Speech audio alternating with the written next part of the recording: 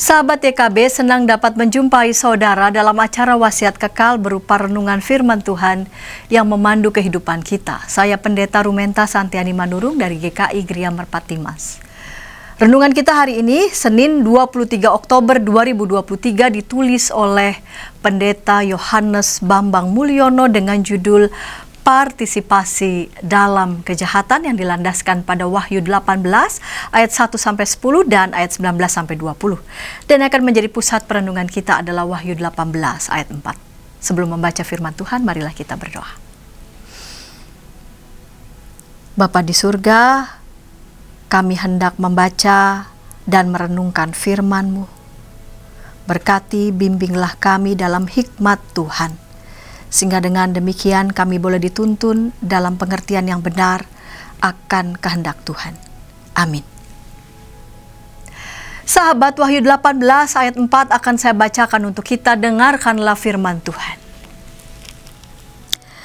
Lalu aku mendengar suara lain dari sorga berkata, "Pergilah kamu, hai umatku, pergilah daripadanya supaya kamu jangan mengambil bagian dalam dosa-dosanya, dan supaya kamu jangan turut ditimpa malapetaka-malapetakanya." Sahabat, ciri hidup umat Kristen adalah mewujudkan kebenaran dan keadilan. Karena itu, setiap umat percaya berperan sebagai agen-agen pembaruan. Namun pertanyaannya, bagaimana jika masyarakat di sekitar telah terbelenggu oleh dosa komunal dan struktural? Sifat dosa komunal menempatkan dosa sebagai budaya, sedangkan dosa struktural menempatkan hal-hal yang tidak etis, yang amoral sebagai bagian dari kebijaksanaan sosial politik. Wahyu pasal 18 menggambarkan kondisi kehidupan masyarakat menjelang akhir zaman seperti kota Babel. Ada kejahatan, percabulan, dan semua bentuk kecemaran saling berkelindan menjadi sistem. Bahkan lingkup sistem tersebut tidak hanya bersifat lokal dan nasional, melainkan juga global. Wahyu 18 ayat 3 menyatakan bahwa semua bangsa telah minum dari anggur hawa nafsu cabulnya dan raja-raja di bumi telah berbuat cabul. Jalan keluarnya adalah umat percaya harus meninggalkan relasi dari kondisi tersebut. Sebab selama mereka berada di tengah-tengah pergaulan yang jahat itu, mereka akan menerima hukuman. Sahabat, saat kita bersikap diam di tengah-tengah kejahatan, sesungguhnya kita telah berpartisipasi dalam kejahatan. Walau seandainya kita tidak melakukan kejahatan, tetapi dengan membiarkan kejahatan leluasa bertindak di depan kita, kita telah ambil bagian di dalamnya. Keluar dari situasi jahat berarti kita mampu mengkritisi dan menolak pola hidup cemar yang berlaku. Suara kenabian menegaskan bahwa kita bukan bagian dari kondisi jahat. Mari kita berdoa.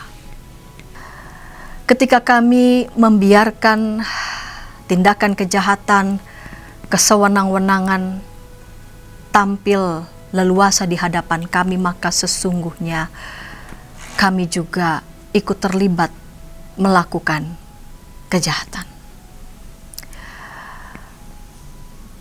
Engkau mengajak kami juga menyuarakan suara kebenaran dimanapun kami berada. Ini adalah tugas mandat yang Tuhan berikan kepada setiap kami orang-orang percaya. Tolong kami ya Tuhan, ketika kami berada dalam lingkungan kerja, lingkungan rumah dan sebagainya, dan ketika kami mendapati ada hal-hal yang memang perlu untuk dikoreksi, ditegur, diperbaiki, tolong kami agar kami dimampukan untuk menyuarakannya, untuk juga bertindak membarui. Dengan demikian peran kami sebagai orang-orang percaya, yaitu ikut terlibat dalam melakukan pekerjaan-pekerjaan yang baik, yang membarui, itu boleh kami lakukan dengan sukacita. Dalam Kristus kami berdoa, amin. Sahabat, demikian renungan kita hari ini. Jangan lupa subscribe, like, dan bagikan kepada sebanyak mungkin orang. Tuhan memberkati.